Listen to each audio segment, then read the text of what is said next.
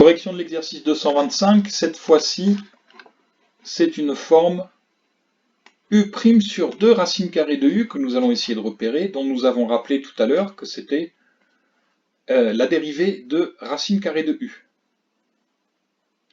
Comme ça, si nous trouvons quelque chose ici, nous pourrons conclure. Et à nouveau, les exercices ici ont été fabriqués pour se dérouler parfaitement, donc on va accélérer un petit peu la correction.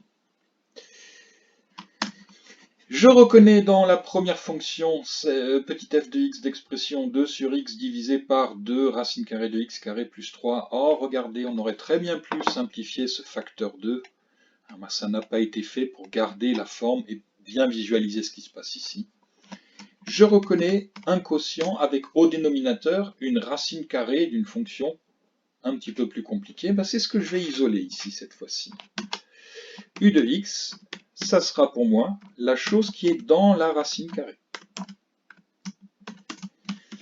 Alors, cette fonction, passons sur le fait qu'elle est strictement positive. Ça coule de source ici sur grand R.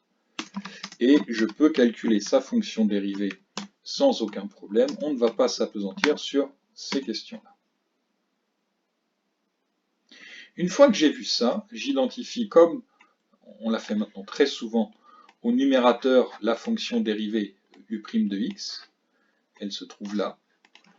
Donc ma fonction f a pour expression f de x égale U' de x divisé par 2 racines carrées de U de x.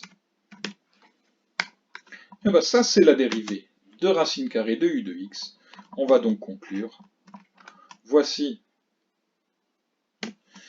la proposition de primitive grand F, racine carrée de U de x, c'est-à-dire racine carrée de x au carré plus 3.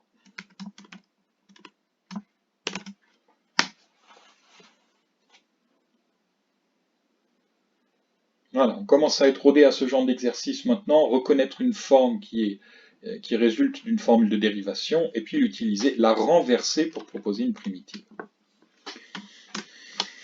Question 2, même schéma, et d'ailleurs je vois déjà une forme quelque chose divisé par 2 racine carrée d'autre chose. Ça y est, j'ai compris. Je pose ma fonction auxiliaire U de x qui est le contenu de la racine carrée au dénominateur. Cosinus de x plus 2. Au passage, je vous laisse vérifier cette fois-ci que cette fonction est bien strictement positive sur grand R. C'est exactement le travail qu'on a fait dans l'exercice précédent avec une expression sinus de x plus 3. Il n'y a aucun secret là-dedans. Il suffit d'écrire un encadrement de cosinus x et d'exploiter. Donc, la fonction u est strictement positive et j'ai sa dérivée U' de x. Attention, cette fois-ci, c'est bien moins sinus la dérivée du cosinus. Et je suis sorti. Non, c'était ça. Moins sinus de x. Plus la dérivée de 2, comme d'habitude, elle disparaît. On a fini le calcul de dérivée.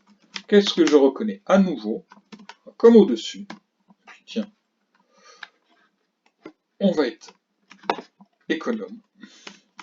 Je reconnais la forme U' sur 2 racines de U dans l'expression de f. Donc je suis prêt à proposer une primitive grand F. Ça sera racine carrée de U de x, c'est-à-dire racine carrée de cos de x plus 2.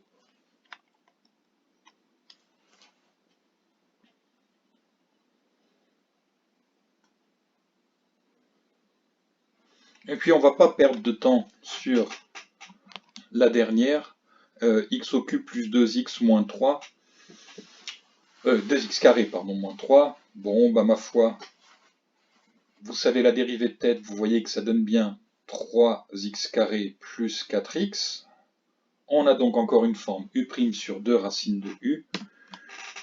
C'est parti, voici une primitive de cette fonction-là. On commence à en avoir assez de tout détailler. Alors, évidemment, ici, il y a une petite précaution à prendre, c'est de démontrer que cette fonction du troisième degré x au cube plus 2x au carré moins 3 est bien positive, bah écoutez, ça ressemble beaucoup à une fonction qu'on a étudiée dans un exercice précédent. Est-ce qu'il n'y aurait pas une solution évidente, une racine évidente pour ce polynôme x au cube plus 2x au carré moins 3? Ah tiens, peut-être qu'ici il y a une piste. Bon, ma foi, je vous laisse vérifier ça, essayer de voir s'il existe une solution évidente, essayer de factoriser et puis démontrer que tout ça est bien positif sur l'intervalle 1 plus l'infini.